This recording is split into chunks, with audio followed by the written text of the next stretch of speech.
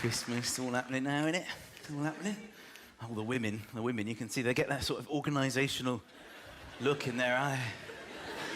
It's just completely obsessed with planning. I've got to get ready. I've got so much to think about. It happens, I think, at the final firework on fireworks night, when you have the finale, and the smoke clears and you see all the women going, Christmas. Got to start getting ready for Christmas, man. Christmas is coming. Don't talk to me. I'm thinking, I'm planning. There's so much to do, darling. Men do the tree. I love getting my tree and putting my tree up in my house. Come, darling, see the tree I chose. Big bushy tree. And then you decorate it. It looks beautiful, doesn't it? And one of the main things you have to do when decorating a tree, as we all know, is you have to make sure that the plug is right at the back and the wire so you can't see it, so it doesn't ruin the aesthetic. The problem with this, of course, is that every night you leave it on because it looks so lovely, then you're halfway up the stairs and you stop. And you think, there could be a fire. Which means that literally every night of December, before bed, I'm downstairs, under the tree. I need to just... Darling, can you help me? I can't reach the button.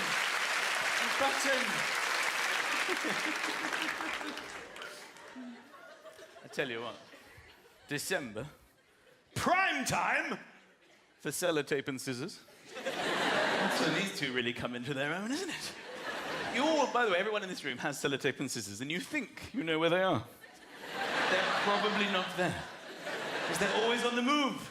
You're sitting there going, I actually know where my sellotape and scissors are, but no, not when you want them, not when you bloody want them. You'll be opening the drawer. I thought they were, who's moved the scissors? They move on their own, the scissors. They're crafty little bastards. And the sellotape, as soon as you leave the sellotape unattended, it will wind itself up when you're not looking. Days on end of December are spent with me just looking round the tape. How could this have happened? Surely soon I will find a way in. And look at your watch. I think I've been here now for 3 days. And then you find it. Finally, I'm in.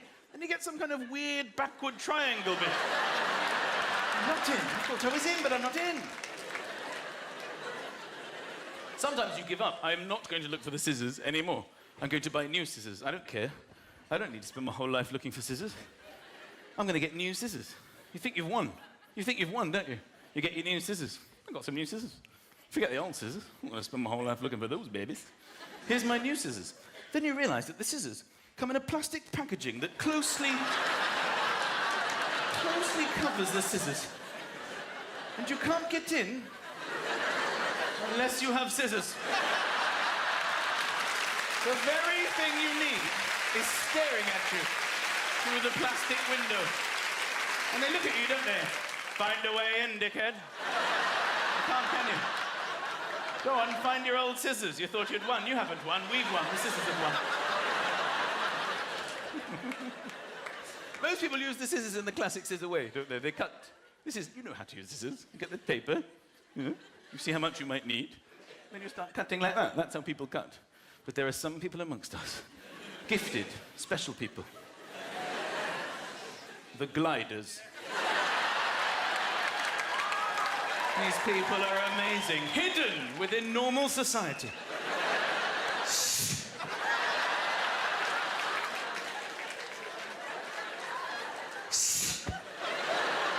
Some can even do the ribbon thing.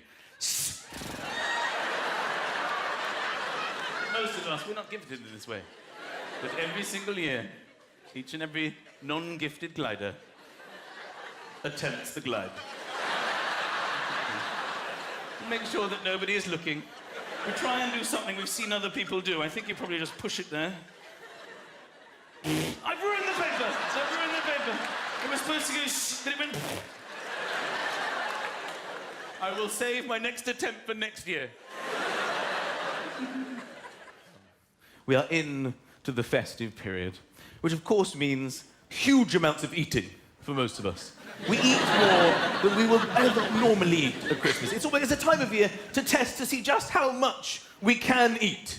On Christmas Day, I eat until the announcement. I eat until I lean back and go, well, that's it. I can eat no more. I'm completely and utterly stuffed. I can't eat another thing. I will never, ever eat again. And I mean it. Half an hour later, I'm going to have a sandwich out of all the leftovers that were left from Christmas. I can't believe I'm still eating. I genuinely believed I would never eat again half an hour ago. I have an amazing capacity for food. I think it's a Christian thing. Christians love to eat to excess on their holidays. Other religions starve themselves on holidays. Jewish people have a holiday, they starve themselves. Muslims have a holiday, they starve themselves. It's almost like Christians have had somebody look through the Bible for opportunities to eat to excess. So what have you got for me? Well, it says here that Jesus had a very big meal, then he starved himself for 40 days and 40 nights. Whoa, go back. What was the first part? It says he had a very big meal, Jesus. Okay, let's focus on that day. I say we eat pancakes all day. We will celebrate the day with pancakes. We will eat pancakes till we're sick. What else have you got? Well, it says here that Jesus died on the cross. Tricky. All right, let's take the symbol of a cross and put it on a hot bun. We'll eat hot cross buns until we're sick. How about that? And the house will smell amazing. They smell divine. And then apparently he was resurrected on the Sunday. You know what? I don't even want to hear the story. We've already made our decision. We're going to hide chocolate in the garden and eat till we're sick. And of course, all the traditions now, all the traditions of Christmas, which he loved. I mean, without the traditions of Christmas would not be what it is. But the point is, we don't really like all of them, but we pretend to because it's Christmassy. Mulled wine, hot wine. We don't like hot wine. We spend the whole year avoiding hot wine. You know, tea, coffee, hot wine. Why offer me hot wine? But at Christmas, oh, I love this hot, spiced, boiled wine. Sickly sweet wine. It smells nice. After one sip, it's quite nice. Then it starts to cool, and you abandon it. No one's ever finished a mulled wine. I don't think I really fancy that. Brussels sprouts? Why do we put ourselves through this annual Bush Tucker trial? We don't like them. Who decided we should be eating these squashed-up vegetable fart balls every year? We don't even like turkey. We don't eat turkey all year. There's no Kentucky Fried Turkey. We don't like turkey. It's quite a dry, flavourless meat. You only have a look at what we do to it to tolerate it, okay? We cover it in cranberry sauce and gravy. We stuff it with meat we'd rather be eating. Bread sauce? Since when was bread a sauce? Want some bread sauce? Yes, pour that bread all over my turkey. More fart balls? Don't mind if I do. What do you know about hot, sickly wine? And crackers. Who looked at Christmas lunch and said, I know what this needs, a paper hat, a bad joke, and some toenail clippers. That would really round off this year. The fact is, we wouldn't choose, okay? We wouldn't choose any of these things if we had the choice. At no time during the year would we go to a restaurant, the waiter comes over, can I get you the wine list? Have you got any hot wine? Hot, sickly, boiled, fruity wine. That I don't like after one sip. You got any of that? Like any bread for the table? Liquid bread. Have you got liquid bread? Like someone's chewed up a loaf and put it into a jug? I'm going to pour that over my main meal tonight. Chef special is the chicken. Have you got a drier, less flavoursome meat like a turkey? Any side orders? Have you got any fart grenades from Belgium? Is there anything else I can get you? I think a mini sewing kit would round this off quite nicely. Oh, and actually, waiter, half an hour after I finished, I want everything again in a sandwich. Thank you.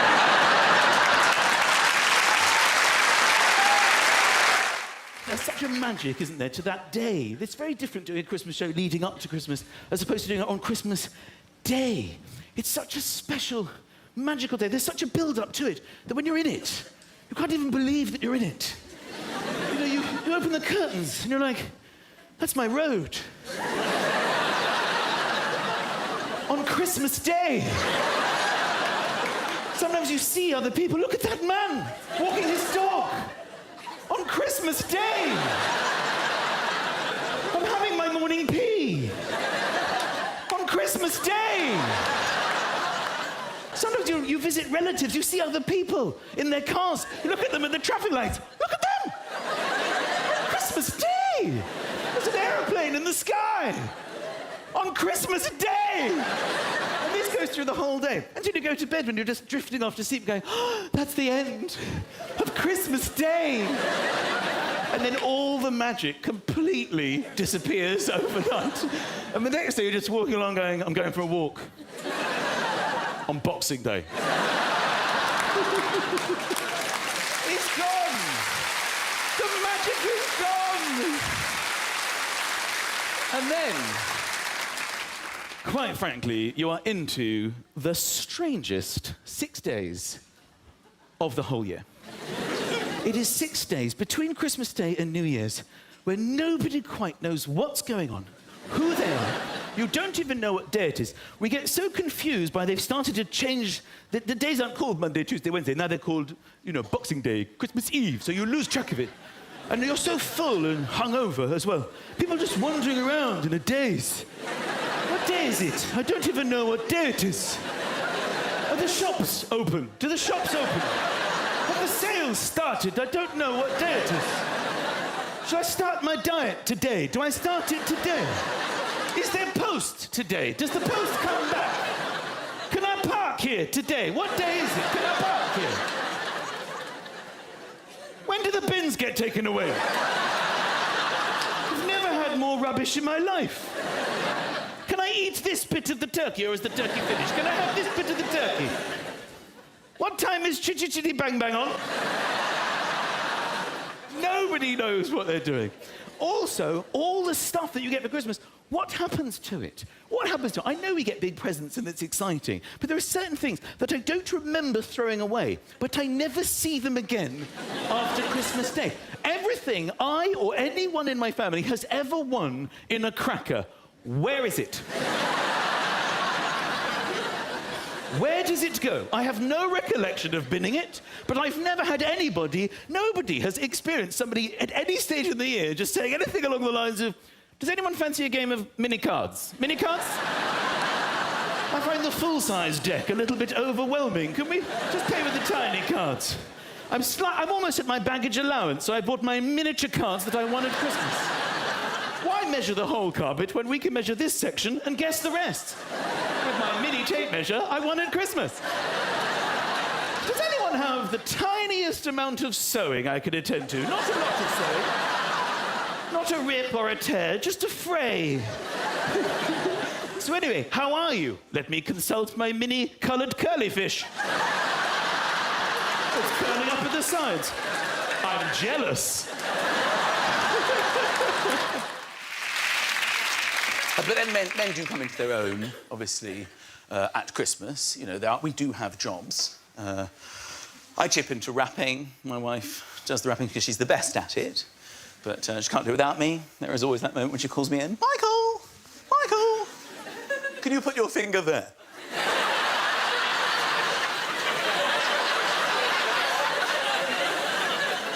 Is that all right, darling? Yes, thank you so much. Yeah, just chipping in, just helping out, darling. Sometimes she shouts to me in the ear, Michael, you never lift a finger in this house. Hello, Christmas.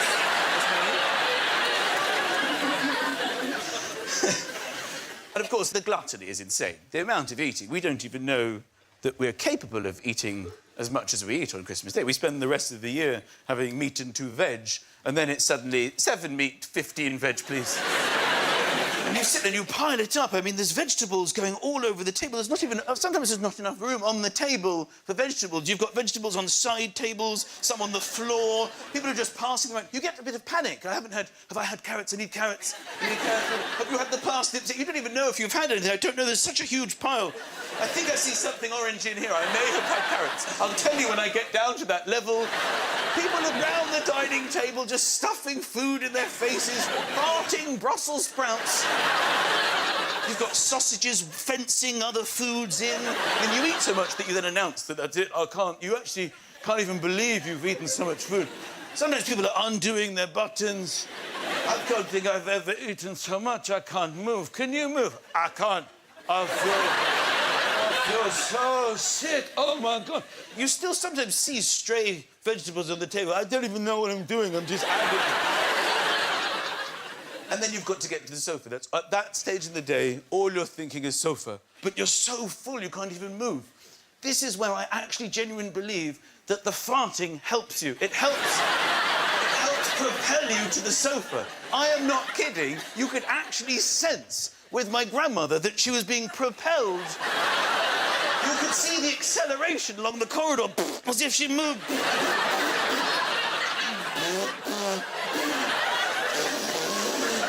Once she actually stopped in the middle of the corridor, we had to give her more sprouts. Just a couple to get her over the edge. And then you're on, you've made it. And there are people in this room who do have children, and there are people in this room who don't have children.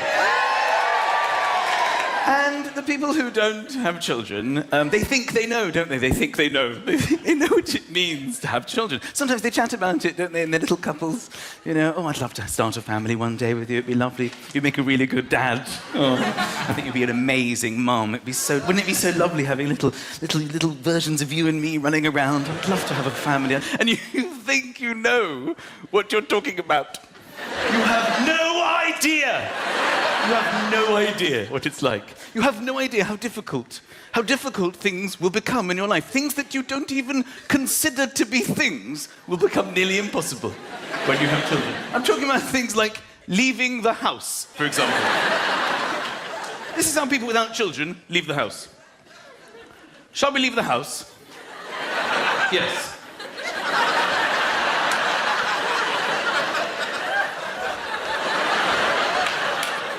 This is how I leave the house almost every day. Lucas, Oscar, come downstairs. We're late. Why aren't you downstairs? Put your shoes on. I don't know where my shoes are.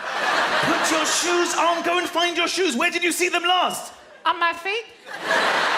After that, get your shoes on. Come here, come here. Arms up, arms in, arms in, arms up, arms in. That's my wife. She's so tired, she can't dress herself. Arms in, what arms, darling? Where are we going? I want to go to bed.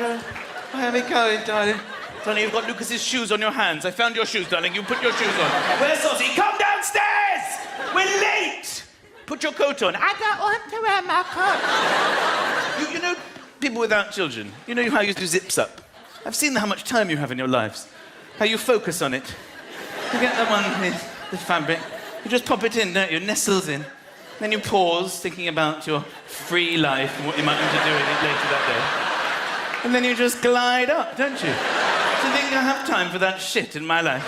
Every single morning. Yeah, oh, I've ruined it. Stay still.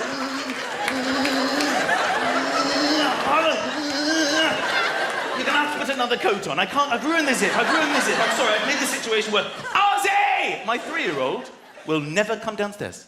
The only way to get him to leave the house is we have to bluff. We have to pretend that we're leaving without him. It's the only way it'll work. We have to all go, bye-bye, Ozzy. We're all going then. We're all going. My other son loves it, the 6-year-old. We're leaving Ozzy. We're going to stay here. I hate him. Don't be so rude about your brother. Say goodbye. We're not really leaving. We're pretending to leave, okay? Say goodbye. Bye-bye. Bye-bye, Ozzy. Bye-bye. But he doesn't care. He just goes, bye-bye. Then we have to come back in and explain to him, we're not really leaving, darling. We love you. It's okay. I'll buy you something if you come. Will you come if I buy you something? This is every single time we leave the house. The other day, we're leaving the house, and I just had enough. I just said to my wife, I'm sorry, I can't do this. We're bluffing. We're saying bye-bye to him. Then my wife says, let's go and get him. I'm like, stop. No, I've had it. No, stop. I cannot go through this every single time we leave the house. It's driving me insane. Okay? I say we call his bluff. I think he has to learn a lesson. Okay? Let's go. Let's just go. Let's go to Corfu. Let's have a nice holiday. You've no idea what it's like. You childless people. You've no idea. Driving. You go driving. You drive in cars, don't you? Driving along. Yay. What's the biggest drama you have to put up with? Oh, it's a bit chilly. Oh, put the blower on. Oh, that's nice now. Oh, look, they've opened a new Carluccio. We should go there. We could go there any night. Oh, what's this song? I love this one. Freedom! Freedom! I strap my children into the car. I work out what'll cut off the blood supply, then I ease it a bit. Stay there! We try and behave normally. Oh, what's this song? It's the wheels on the bus go again! Look, there's a new Carluccio's there. We will never go there. other day I was checking my children in the rearview mirror to see that they're safe. We're on the motorway, okay? You just angle it to check that they're both okay because, you know, you're looking after them. Neither of them were there. They had both wound the windows down and had their heads on the motorway out of the window. Yay! Both of them, either side. Yay! My wife and I just lost it. They can't hear us. They're having the times of their lives. Yeah! Daddy! What you saying, Daddy? On the motorway, going 80 miles an hour to stick my head out of my window to try and communicate with my child. Get in the car! What are you saying? My wife's doing it too. Get in the car! What is it, Daddy? All four of us had our heads out of the window.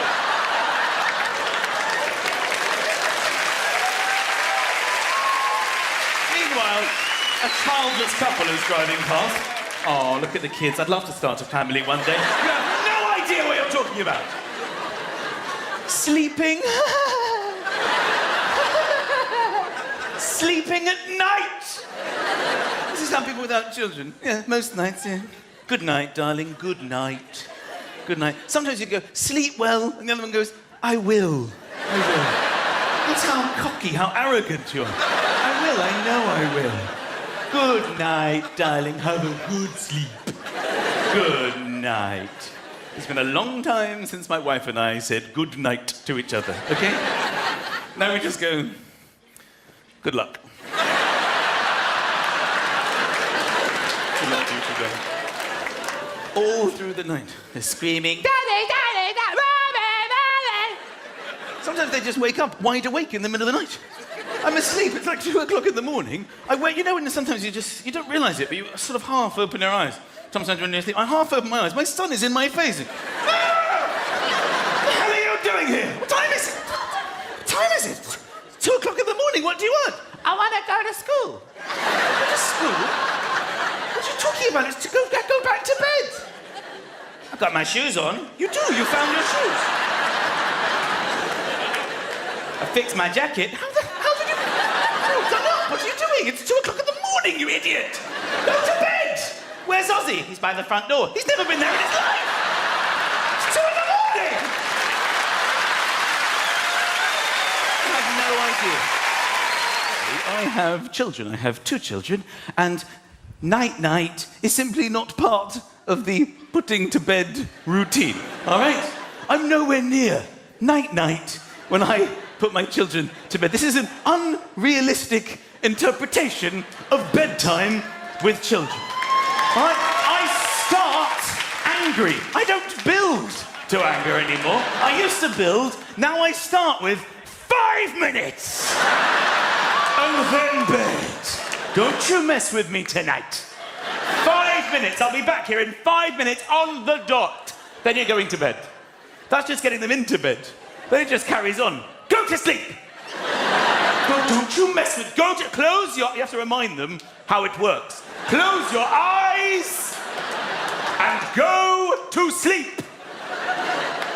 I have no idea how exhausted I am and your mother is because of this.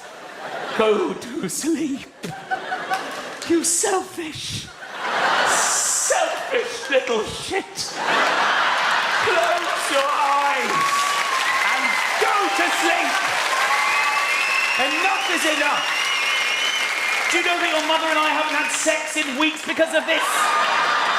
Do you know that sometimes she says to me in the afternoon, oh, maybe tonight, Michael, you'll get lucky when the kids are asleep. You're never asleep! Go to sleep! Night-night. That's pretty much how it goes. Don't get me wrong. Night-night is part of it. It's just when they're already asleep. You never love your children more than when they're unconscious but still breathing. It's a lovely moment. Look at my little man. Oh, night-night, darling. Daddy's little soldier. Oh, Daddy loves you. Darling, look what we did. Oh, look what we made. Oh, isn't he lovely? Night-night. I'm still awake! Get asleep! This is how you raise children. It's basically... if you have children, you'll know this. If you have been a child, I'm sure you can remember. It's threats. Threats of death is the only way you can get children to do things. Put your coat on. I don't want to put my coat on. If you don't put your coat on, you'll get pneumonia and die. Hold Daddy's hand. I don't want to hold your hand. If you don't hold my hand, a car will hit you and you will die. Brush your teeth. I don't want to brush my teeth. If you don't brush your teeth, they'll rot and fall out. You won't be able to eat and you will die. Go to bed. I don't want to go to bed. If you don't go to bed, I will personally kill you. I've got a plan and an alibi. Family people in tonight, who's got children? Round of applause, you got children?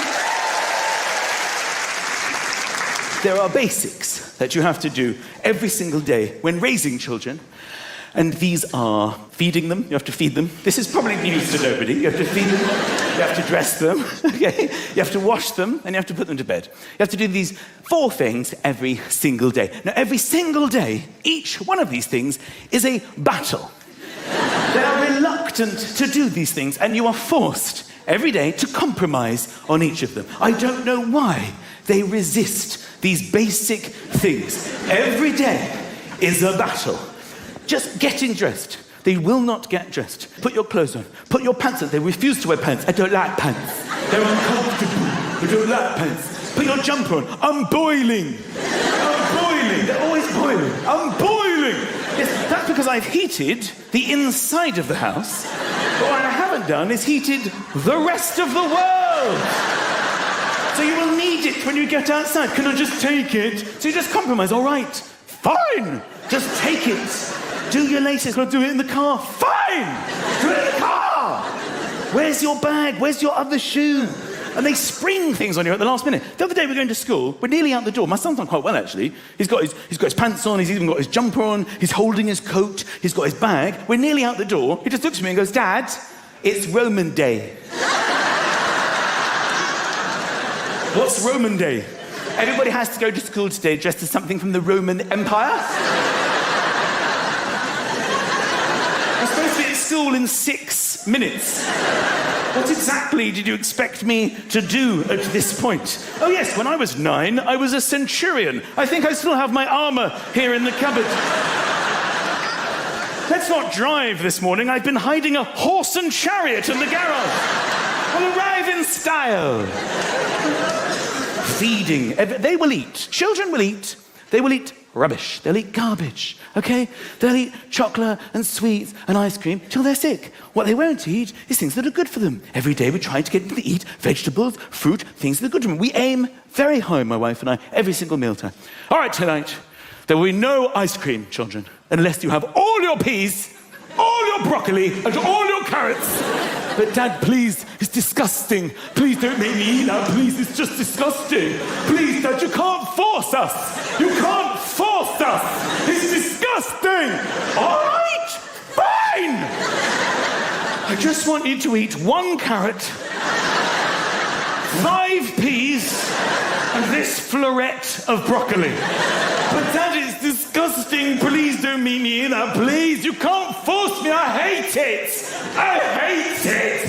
All right, fine. Just stick out your tongue and let me wipe the broccoli across your face. And then can I have ice cream? Yes. Washing every day, run the bath, get in the bath. Have you washed? Have you brushed your teeth? They lie to you. They lie to my face every single day. Have you brushed your teeth? Yes. Okay, then breathe on me. I have to get this jet of disgusting... You haven't brushed your teeth, have you? No, I haven't, Daddy. Well, why didn't you say that? The laziness. Oh, and flush the... You know... Before I had children, I used to dream about what it was like. My wife and I would discuss it. I can't wait to have children. It's going to be amazing. You'll be such an amazing mum. I used to dream of idyllic, rosy-cheeked, beautiful children in dungarees, running in fields, picking flowers. Can we have our picnic now? Can we have our picnic? How did that fantasy become me, almost on a nightly basis, standing over the toilet, going... Whose poo is this? Lucas! your poo? He puts on this whole facade. He actually comes over and looks in the loo. No, that's not my poo. So, Ozzy, it's your poo. Dad, that is definitely not my poo. Darling, don't you even. Oh, hair wash night. I don't know how much you're supposed to wash your children's hair, but I've got it down to about once a fortnight now because of their drama. Hair wash night. No, Daddy, please. Can we do it tomorrow? Daddy, can we do it tomorrow? We do it tomorrow. I don't know what's going to go in my eyes. It's going to go in my eyes. Put your head back. You have to hold the flannel. They shake and they...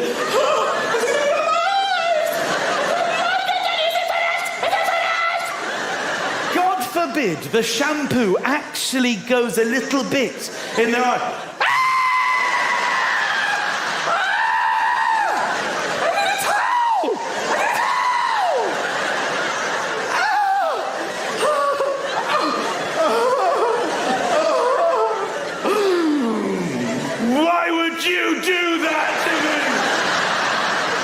God's sake, I'm just trying to wash your hair.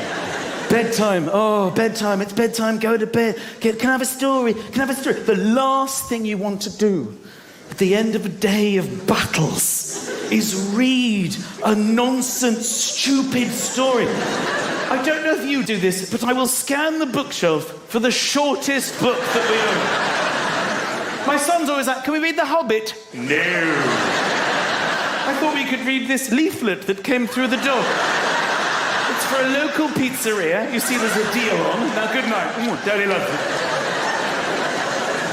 This is what it is like. It is a battle. It is a daily battle every single day to do the basics. There isn't a child on earth who has ever not battled these things. There's no kid in the history of children who's ever just gone, Mum, Dad, listen, I'm exhausted tonight. I'm just going to head up to bed, I think. I managed to squeeze a shower in earlier, Mum, while you were cooking that amazing dinner. I don't know what you did with the broccoli. Was it something different? Because for me, it could have been a meal all unto itself. Magnificent. I didn't tell you guys it was Roman Day tomorrow because I wanted to surprise you with the outfit that I've made. You're going to love it. I'll see you by the door at about 5 to 8 in my shoes and pants, and I'm going to wear my coat because you never know. I mean, it is quite chilly out. Oh, and minty fresh. Well, that's never going to happen. It's because I'm getting older, you see. My wife and I were the same age. Little things have started changing. For years, everything was the same. Everything was the same. But now we can feel it creeping in. It's not exactly old age, but little differences. For example, we can't stay up at night. We pass out. Every single... About 9:30 is a late one for us. We get so tired. You know when you click on the Netflix thing and it goes boom? That's the sound of my wife and I's head hitting the pillow and passing out. I can't get beyond it. Ah, Heston, my man. Heston Blumenthal. I love it, Heston. In fact, Heston, I didn't know you were coming and they just told me, so I brought my glasses out because I have glasses like you. People don't know this about me.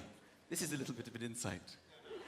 A little bit of a revelation. This is me in the day. Like, you know, daytime me, not stage me. This is stage me. You know this guy. Hello! That's it. Camp it in your imagine. Hi! Like that.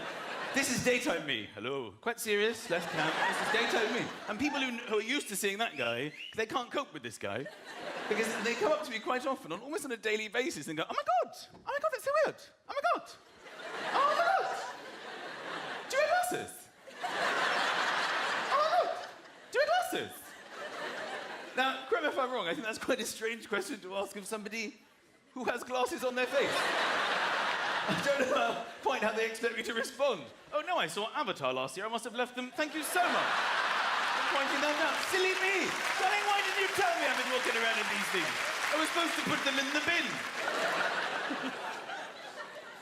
But some people have glasses for reading. Reading glasses people, they'll be in here. They'll have them with them. Because they never know when reading might occur in their lives. So they make sure when they go out, I've got my reading glasses just in case reading should happen. And then when reading occurs, they will reach for them. Ah! Reading is happening now. They tend to make a point with their glasses. Reading glasses, people feel very powerful when they have their glasses. Just before I put them on, I'd like to make some additional points. Then they open them up, and I have further points with them open. And then they'll be reading in this direction. All the reading goes here, so I can still see you here. Don't you pull anything over there. I'm reading in this direction. But not everybody from the reading glasses, the long-sighted fraternity, will go for the glasses here. People choose to put them in different places on their body. Some people, I just can't, it's difficult to know how to describe them. I would say that they're not sexually active. I think that would be the most accurate way. I mean, they must have had sex in their life, but they've now moved into a phase, a period of their life when they've decided that they won't be having sex anymore with people, and they don't want them to want to have sex with them. They live a sexless life. These people will have a string that goes round and sort of joins up on the side. And they sort of bounce around on their sexless bodies in case they need to read. Well, shall I sign the divorce papers? Yes, why not? Okay, then back they go. But without a shadow of a doubt, the coolest, no doubts about this, the coolest reading glasses people in the world are the people who manage to maintain their glasses on their forehead. How cool are these people? How do they even do it? They have magnificent eyebrow control, and they can access it whenever they need to. Would you like to see the wine list? Yes, I would. How cool are these guys? Just so you know, I can read at any moment.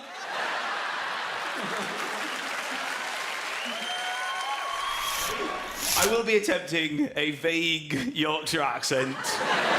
I've done my homework. Hey up! Hey up! That's supposed to be hello, according to you. Summit!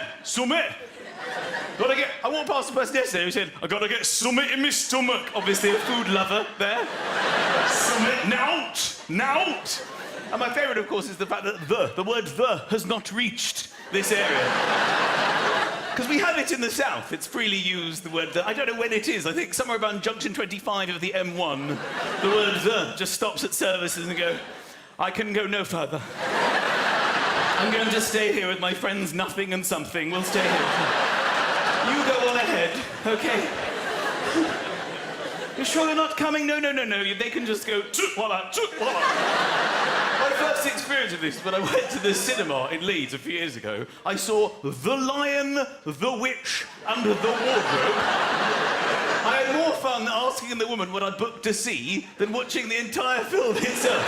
Sorry, what is it I'm seeing here today? Lion, Witch, and Wardrobe. Are you kidding?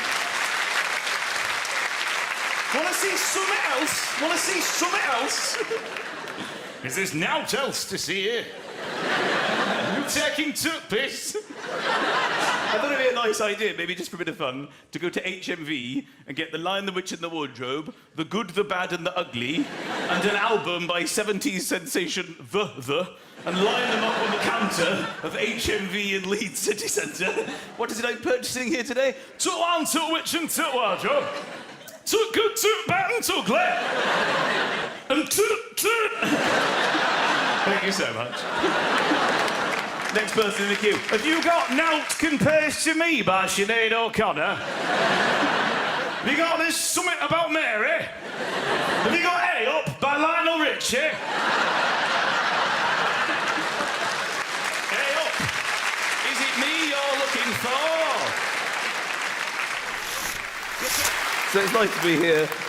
I was told before I came out that there was a gentleman who had to be moved because he couldn't fit into his seat. Now, I said, oh, can you point him out? And they said, oh, you'll see him. Now, I believe your name is Gregor Edmonds, is that right? And you're like the strongest man in history. Would that be correct? Not quite, no. Not quite? There's God, then there's me. Ladies and gentlemen, it's Gregor Edmonds!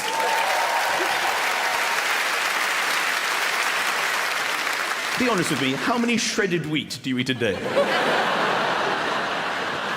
I'm disappointed you're not in your big Highland Games gear, because I would expect you to be permanently in it. I love the kilt. Is anybody actually in a kilt tonight? It's not a special occasion, I understand that. It's not a special occasion, but I do love it. I don't really know how it was invented. I've got a sort of theory on this. I think it's basically been created to be as opposite to English people as possible. I think at some stage during history, Scottish people got together and said, all right, today we're going to design the Scot, all right? Now, the theory on this is we're going to have him as opposite to English people as is humanly possible. Right, now, I've been down there. It's not pretty. It's not pretty. They're wearing trousers. So we're going to open with a skirt. Modelling it here is Scott. You right, Scott? I'm all right. But you've got me in a skirt. I'm not happy about that yet. You've got to hear me out, all right? They have plain black trousers down there, all right? So we're going to go with the multicoloured skirt. In fact, every family a different colour. You all right? I'm prepared to listen. Fine. They've got little black socks. We're going to go with the long white hockey sock. How are you feeling? I'm feeling peculiar, if I'm honest with you. Now, unfortunately, I've been down there and they're all in underpants. So, according to the rules, there can be no pants, Scott. Are you out of your bloody mind, eh? You've got me standing here in hockey socks and a skirt with my balls hanging out. You sure you thought this through? I've done my best. What about pockets? Can I have pockets? I mean, I've got to put my money. I mean, I've got good Scottish money. It's very strong right now, the currency. It's £1 to the pound. Where am I going to put it? Can I have pockets? No, I'm sorry, we can't have pockets. English people have pockets. It's not acceptable to have pockets. So what am I going to do? Just carry it around? No. We're going to have a bag. A bag? Are you out of your mind? I'm already in hockey socks with the balls hanging out and multicoloured skirts. Now you want me walking around with a handbag? It's not on. It's not going to be a handbag. It better not be. Because that's girly. It's not girly. We've done everything we can to masculinise the bag. It's going to be a cock bag. You serious? You want me walking around in long white hockey socks with my balls hanging out? With a multicoloured skirt and a cock bag? It's still girly. It's still girly to have a bag. I don't care. We've done our absolute utmost to address the situation, and it's going to be hairy. It's a hairy cock bag. You're right with that? I suppose I'm all right with that, but what if people take the piss? I've thought of that too. You're going to have a knife in your sock, all right?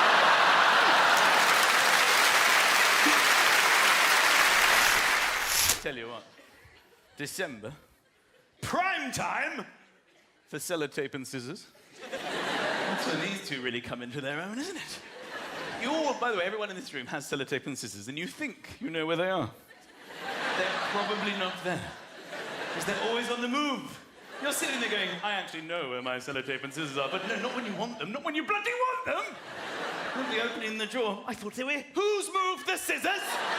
They move on their own, the scissors. They're crafty little bastards. And the sellotape, as soon as you leave the sellotape unattended, it will wind itself up when you're not looking. Days on end of December are spent with me just looking round the tape. How could this have happened? Surely soon I will find a way in. And look at your watch. I think I've been here now for 3 days. And then you find it. Finally, I'm in.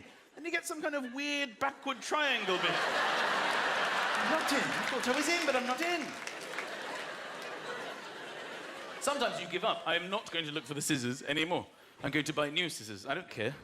I don't need to spend my whole life looking for scissors. I'm going to get new scissors. You think you've won. You think you've won, don't you? You get your new scissors. I've got some new scissors. Forget the old scissors. I'm not going to spend my whole life looking for those babies. Here's my new scissors. Then you realise that the scissors come in a plastic packaging that closely covers the scissors. And you can't get in unless you have scissors. The very thing you need is staring at you through the plastic window. And they look at you, don't they? Find a way in, dickhead. You can't, can you? Go on, find your old scissors. You thought you'd won. You haven't won. We've won. The scissors have won.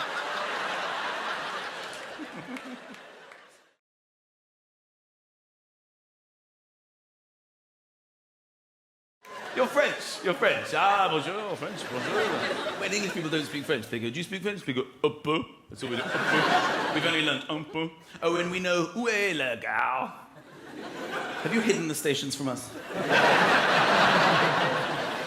I love French people. I love the way that they, when they're trying to think of the next word, they make a noise continuously. They go, je voudrais poisson. Où est la gare? I think they're worried about being interrupted. Whereas in England, we don't do this. We don't go, I would like, some toast, and some fish. It's a strange breakfast.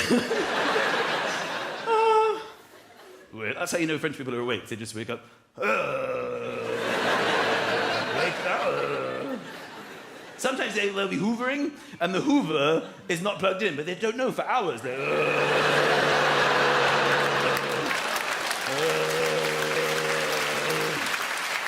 But hang on! This is not putting anything up off the floor! I have children. I have 2 children, and night-night is simply not part of the putting to bed routine, all right? I'm nowhere near night-night when I put my children to bed. This is an unrealistic interpretation of bedtime with children, all right? I start angry. I don't build to anger anymore. I used to build, now I start with 5 minutes. And then bed. Don't you mess with me tonight. 5 minutes. I'll be back here in 5 minutes on the dot. Then you're going to bed. That's just getting them into bed. Then it just carries on. Go to sleep. Don't you mess with... Close your... You have to remind them how it works. Close your eyes and go to sleep. I have no idea how exhausted I am and your mother is because of this. Go to sleep. You selfish little shit. Close your eyes and go to sleep. Enough is enough. Do you know that your mother and I haven't had sex in weeks because of this? Do you know that sometimes she says to me in the afternoon, oh, maybe tonight, Michael, you'll get lucky when the kids are asleep. You're never asleep! Go to sleep! Night-night. That's pretty much how it goes. Don't get me wrong. Night-night is part of it. It's just when they're already asleep. You never love your children more than when they're unconscious but still breathing. It's a lovely moment. Look at my little man. Oh, night-night, darling. Daddy's little soldier. Oh, Daddy loves you. Darling, look what we did. Oh, look what we made. Oh, isn't he lovely? Night-night. I'm still awake! Go to sleep! This is how you raise children. It's basically, if you have children, you'll know this. If you have been a child, I'm sure you can remember. It's threats. Threats of death is the only way you can get children to do things. Put your coat on. I don't want to put my coat on. If you don't put your coat on, you'll get pneumonia and die. Sorry, Daddy. Hold Daddy's hand. I don't want to hold your hand. If you don't hold my hand, a car will hit you and you will die. Brush your teeth. I don't want to brush my teeth. If you don't brush your teeth, they'll rot and fall out. You won't be able to eat, and you will die. Go to bed. I don't want to go to bed. If you don't go to bed, I will personally kill you. I've got a plan and an alibi. Because you don't get that much fun as an adult, do you? The most fun we get is revolving doors. That's the only real fun. There's no reason for them, by the way, the revolving door. It's normally next to a normal door. You walk towards the building, you can see, do I revolve in? What do I do? You have this option. That's easier, isn't it? But no, people will always prefer this. This is much more fun.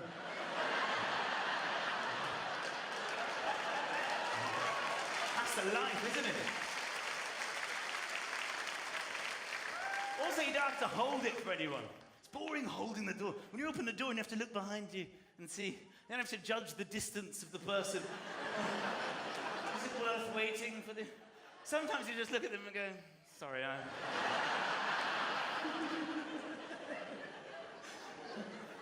But revolving doors can be quite tricky as well, especially when you're with somebody and the segments are coming round. And you have a split second. They go in the segment and they look to you like, are you coming in my segment? You're like, I don't know. All right, I'm in your segment with you. It's a bit cramped. I should have taken my own segment. Or they'll take a segment. You go, I'll take my own segment. You go in here, you're fine, I'm fine. I'm in my own segment. Then some complete stranger, get out of my segment!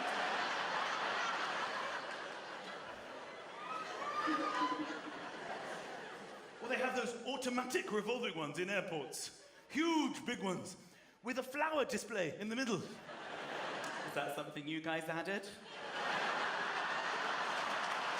You know what this revolving door means? You know, you walk into an airport for 2 to 3 seconds. There's no shrubbery. We could definitely jazz this up a bit. So look, I watch adverts in the day. I'm going to stop doing that, okay? They're aimed at people who watch TV in the day. I hope I'm not one of those people. A lot of bloated women seem to be watching TV. Activia yogurt, that's the solution. This advert starts with a woman, she's obviously in discomfort, she's not happy, you can see. She walks along like this, oh, she's not happy, not happy. Oh. She looks at the camera to confirm it. Oh. Then she has an Activia yogurt, and she's fine. Smile on her face, quite light on her feet. Opens the front door, lovely sunny day, begins her day. All because of Activia. Of course, what this advert's missed out is an enormous shit in the middle of her morning. Completely inaccurate advertising. This ad should just be her emerging from the loo going, Jesus Christ! Children, do not go in there. Something's happened to Mummy after her Activia yogurt. I'm serious, children. Just will brush your teeth at school today. That really was quite something. I'm going to weigh myself. That was unbelievable occurrence. Thank you, Activia. There's something called a Snuggie they advertise. Have you seen this? This is a blanket that you wear, okay? People who are watching television in the day are spending so much time doing nothing that they're wearing blankets.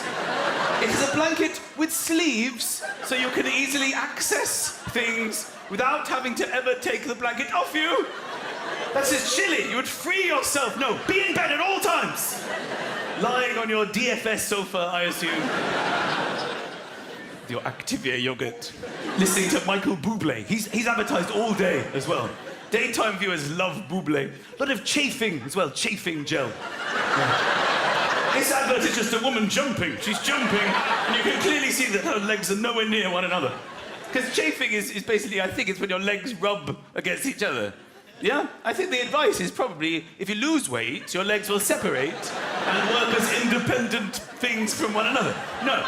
This is not the advice. The advice is to lubricate the area so they can slide against each other. As you walk in your Snuggie to the fridge to get your Activia yogurt and then return to your DFS sofa and continue listening to Michael Bublé. Tenor lady as well. I didn't know what it was. I had to Google it. Women are pissing in their pads. Is it a condition? Is it voluntary? Are they so comfortable in their Snuggies? Lying on their DFS sofa? Their favourite Bublé track hasn't come on yet. I'm dying for a pee.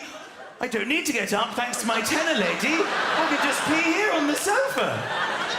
The loo's out of bounds anyway after the Activia situation half an hour ago. Is this really what's going on? These bloated, chafing, Snuggie-wearing, DFS sofa-lying Bublé listeners surrounded by gold they haven't been bothered to cash yet? Is this what's going on? What is it with the gold? Is it news to people that gold is a commodity? Are people sitting there going, you're telling me this bullion is actually worth something? Give me an extra Snuggie. I'm going to go out and sell this. Please don't think I'm being unnecessarily rude here. These people are only there because they've had an accident at work. That's what's led them to this unfortunate situation. I quite like the accident at work one. We enjoy that as a family. When you can see the wet floor, but she can't. She's walking in. Oh! Or the one that goes, and they gave me the wrong type of ladder. I think if your job involves going up ladders, select your own ladder. I'd like a ladder, please. I don't trust my own judgment in ladder selection. If you could pick whatever ladder you see fit for the task. The one with wheels? Yes, I'll take this ladder.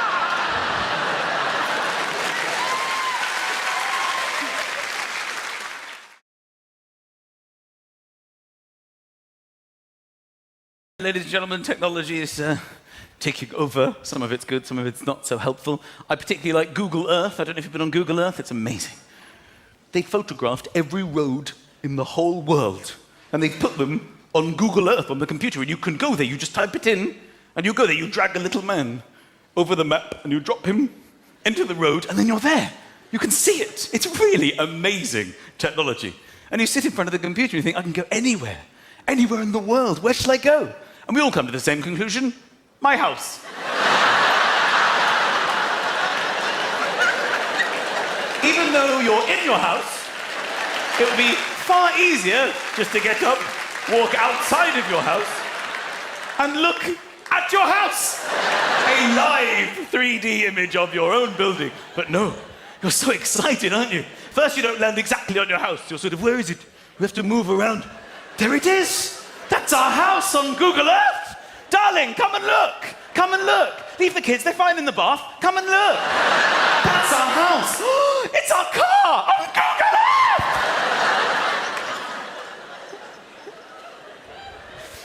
Earth. Some technology, I think, no help whatsoever. Loos, modern public loos, I don't think they needed any updating. I think we were fine with the process. You go in, if you need to turn the light on, you turn the light on. Now they have this automatic motion sensor lighting. You come on and the light comes on. Oh, just from you moving. Which is fun at the beginning, but then when you're on the loo, the light goes off. You have to reactivate the light, so you start moving.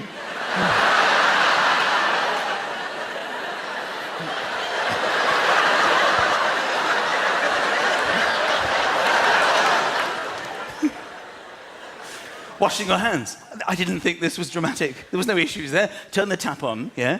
Then the water flows. Once you've had enough water, you turn the tap off. That was fine. Then they didn't trust you with that, so they had the push one, where you push it, and it gives you an allocation of water. This is the amount of water we feel is enough for you to be washing your hands. But if you need more, you're quite within your rights to push again. Now, people have literally no idea how to access water from modern taps.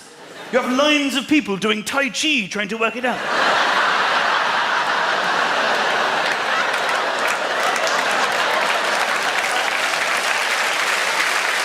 Do you know? You any idea?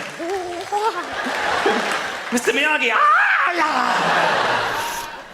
Of course, I don't want to bring up football too much in Manchester, because I know there's a bit of, friction. I don't want to separate people into their teams. I know you're all divided who support. I said to my wife that, they're called Man City and Man United. And it was her, not me, okay, who pointed out they do sound like gay clubs, okay? You can't argue with it. Don't shoot the messenger. Where are you going Saturday? I'm going down Man City, yeah.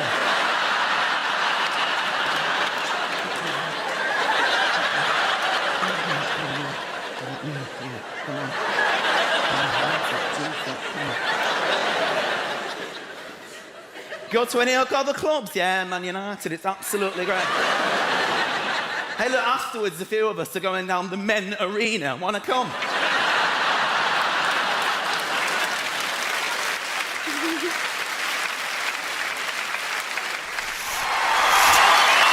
I learned a couple of days ago, they've got these iris recognition scanners now in the airport for your eyes. There was an Irish man working on it. He said, would you like to step forward into the iris recognition scanner? You have scanners for recognizing Irish people? Do you not use the normal passport system? You've been losing your passports? I'm Irish. Scan me. There's green blood pumping through these veins.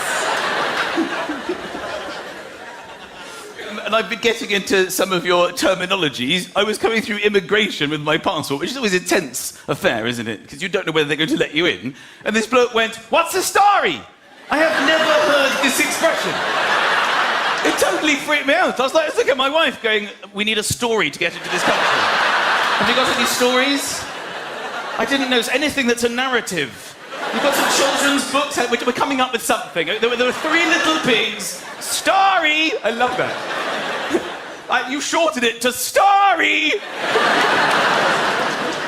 In England, we just stick to how are you, which we normally answer with how are you. We tend not to even answer the question. How are you? How are you? And we're fine with that. We don't question it. It's probably the only question you can answer with exactly the same question, and nobody really cares. How are you? How are you? You can't go, can you pass the salt? Can you pass the salt? That wouldn't be acceptable. So I've hired a car, I've driven around Ireland, which is thrilling, if not a little bit tense, as I'm reminded of how many people have died on every one of your roads.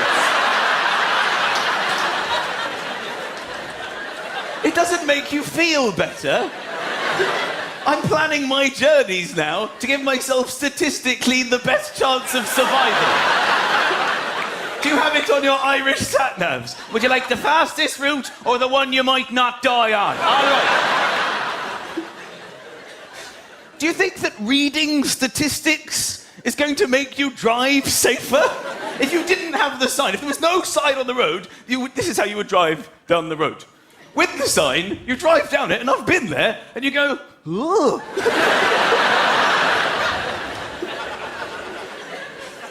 So, ladies and gentlemen of Dublin, are we having a drink tonight? Are we having a drink tonight?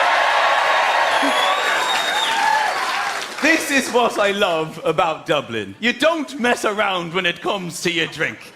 There are various clues around the city that you like a drink. For example, when you're crossing the road, you have the green man, who's go, and the red man is stop. In England, we have this red man, who like this, and you know you mustn't go. You copy him. You copy him. Unless you try and walk across him. And then that would change to the green man, which means go. But in Dublin, you have an additional man. The orange man in the middle. Just to make absolutely sure. Are you ready? Are you sure you're ready? We're going to be crossing any moment now. I'm not going to take you from stationary to go. All right? Get ready. Go, go, go! I actually came here a month ago, and it was kind of a weird time because in England we were going through this situation where we had this, basically there was a killer on the loose. He was on the loose for a week, and he was hiding in the woods, and it was a very tense affair, and the whole of England, all the media, all the police in the country were focused on this one big story, and I came here at exactly the same time where Dublin, and I think this explains the differences very, very well, was focused on another story of a missing penguin.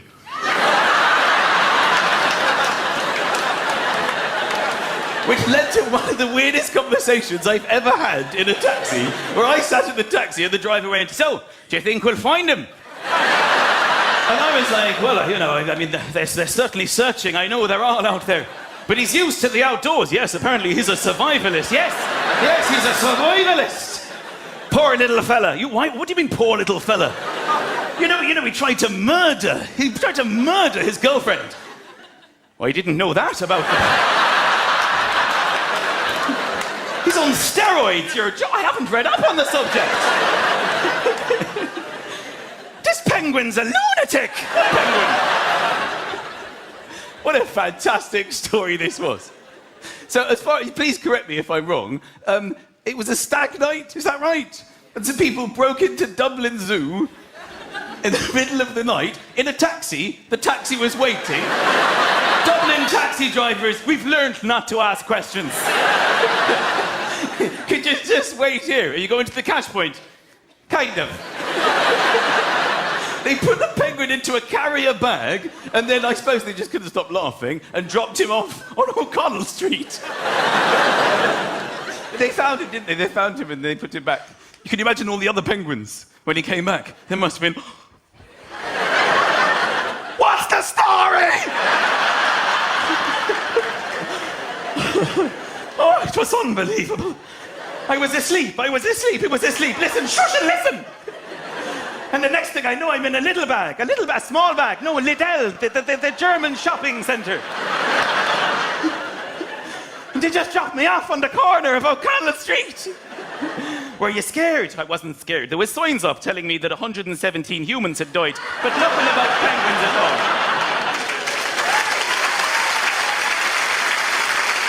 Did you just stay on the corner of the road? Well, I did, because there was a green man and an orange man and a red man, but there was no penguin, so I just stayed still.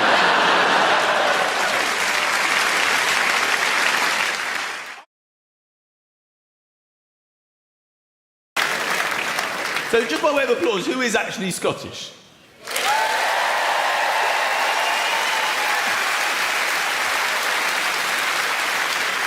I don't think, seriously, there is anyone more patriotic in the world than the Scots. You are tremendously patriotic. Would you agree with that?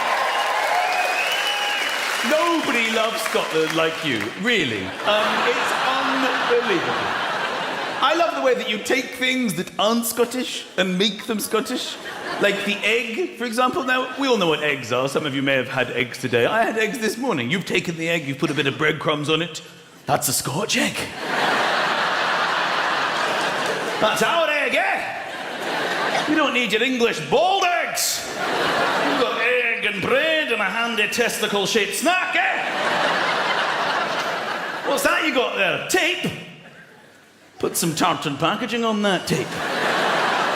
That's Scotch tape.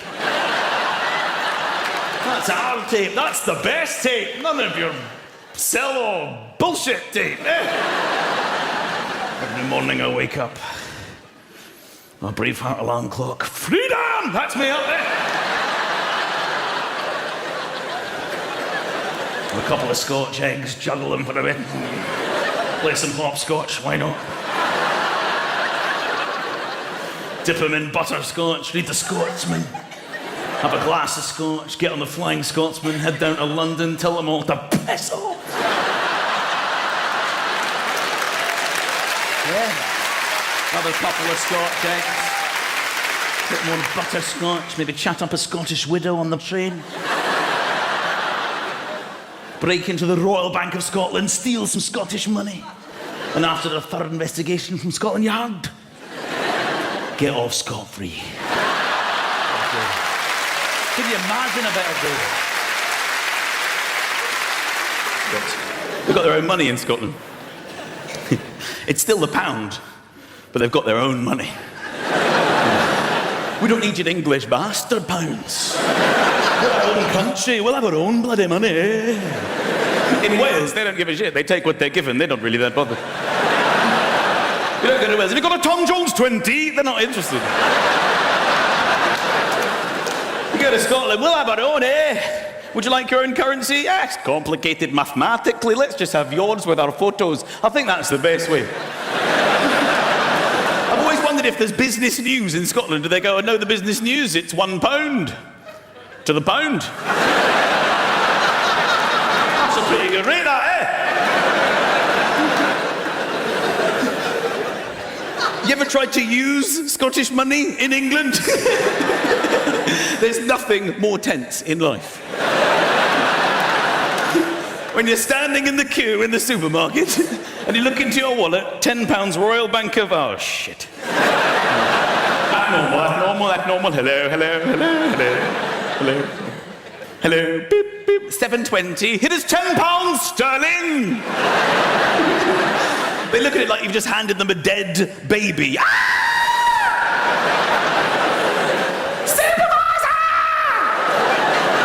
Luckily, a Scottish person always appears at this moment. I don't know where they come from. It's like they're hiding behind the fruit, just waiting. Excuse me, I think there's a problem with the money.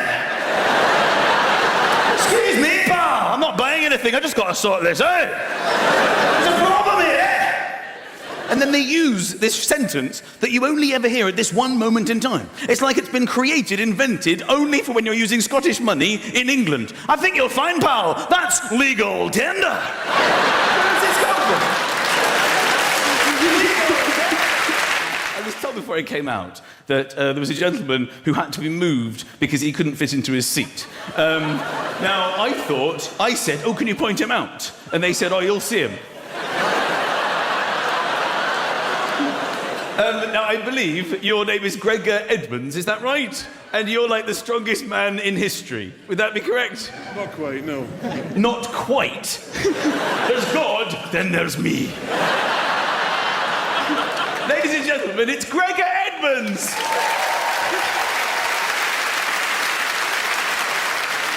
Be honest with me, how many shredded wheat do you eat a day? I'm disappointed you're not in your big Highland Games gear, because I would expect you to be permanently in it. I love the kilt. Is anybody actually in a kilt tonight? It's not a special occasion, I understand that. It's not a special occasion, but I do love it. I don't really know how it was invented. I've got a sort of theory on this. I think it's basically been created to be as opposite to English people as possible. I think at some stage during history, Scottish people got together and said, all right, today we're going to design the Scot, all right? Now, the theory on this is we're going to have him as opposite to English people as is humanly possible. Right, now, I've been down there, it's not pretty, They're wearing trousers. So we're going to open with a skirt. Modelling it here is Scott. You right, Scott? I'm all right. But you've got me in a skirt. I'm not happy about that yet. You've got to hear me out, all right? They have plain black trousers down there, all right? So we're going to go with the multicoloured skirt. In fact, every family a different colour. You all right? I'm prepared to listen. Fine. They've got little black socks. We're going to go with the long white hockey sock. How are you feeling? I'm feeling peculiar, if I'm honest with you. Now, unfortunately, I've been down there and they're all in underpants. So, according to the rules, there can be no pants, Scott. Are you out of your bloody mind, eh? You've got me standing here in hockey socks and a skirt with my balls hanging out. You sure you thought this through? I've done my best.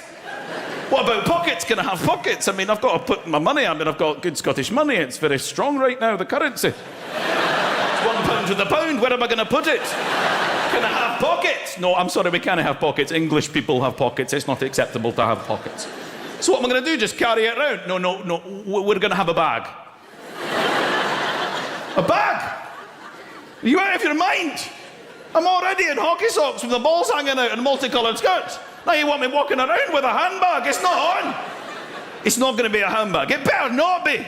Because that's girly. It's not girly. We've done everything we can to masculinise the bag.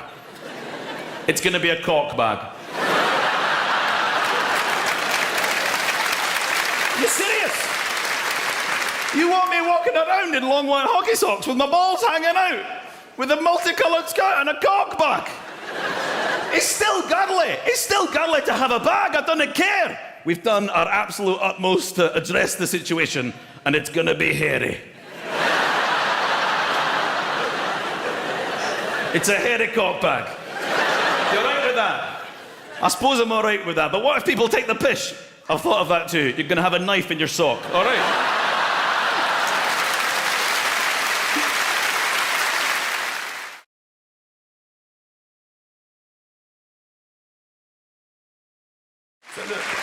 I watch adverts in the day. I'm going to stop doing that, okay? They're aimed at people who watch TV in the day. I hope I'm not one of those people. A lot of bloated women seem to be watching TV. Activia yogurt, that's the solution. This advert starts with a woman, she's obviously in discomfort, she's not happy, you can see. She walks along like this, oh, she's not happy, not happy. Oh. She looks at the camera to confirm it. Oh. Then she has an Activia yogurt.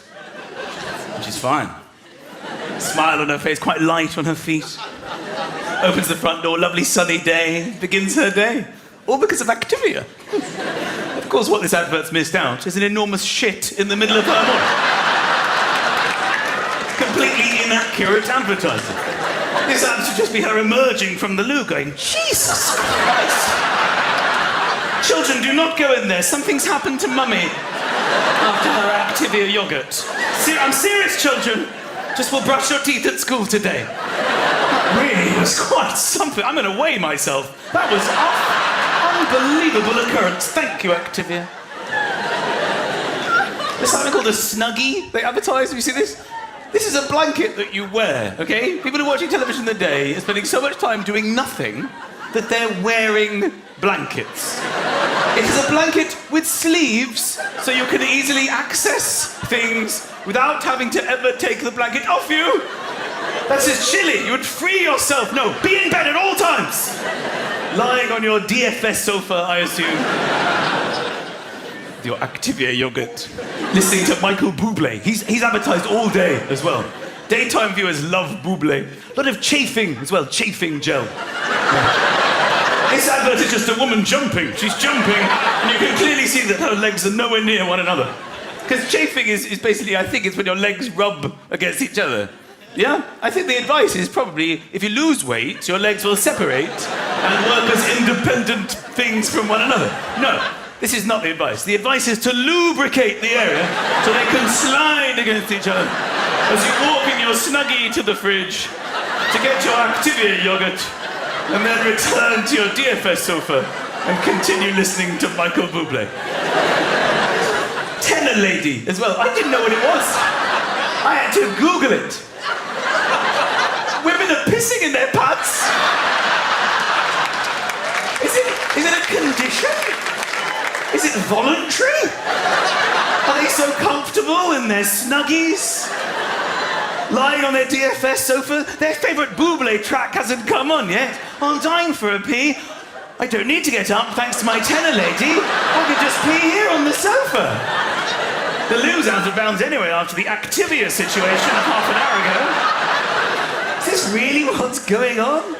These bloated, chafing, Snuggie-wearing, DFS sofa-lying Bublé listeners surrounded by gold they haven't been bothered to cash yet? Is this what's going on? What is it with the gold? Is it news to people that gold is a commodity? Are people sitting there going, you're telling me this bullion is actually worth something? Give me an extra Snuggie, I'm going to go out and sell this. Please don't think I'm being unnecessarily rude here. These people are only there because they've had an accident at work. That's what's led them to this unfortunate situation. I quite like the accident at work one. We enjoy that as a family. When you can see the wet floor, but she can't. She's walking in.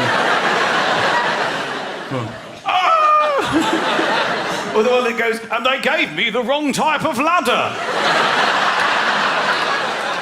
I think if your job involves going up ladders, select your own ladder.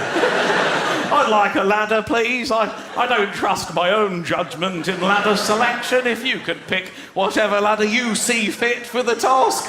The one with wheels? Yes, I'll take this ladder.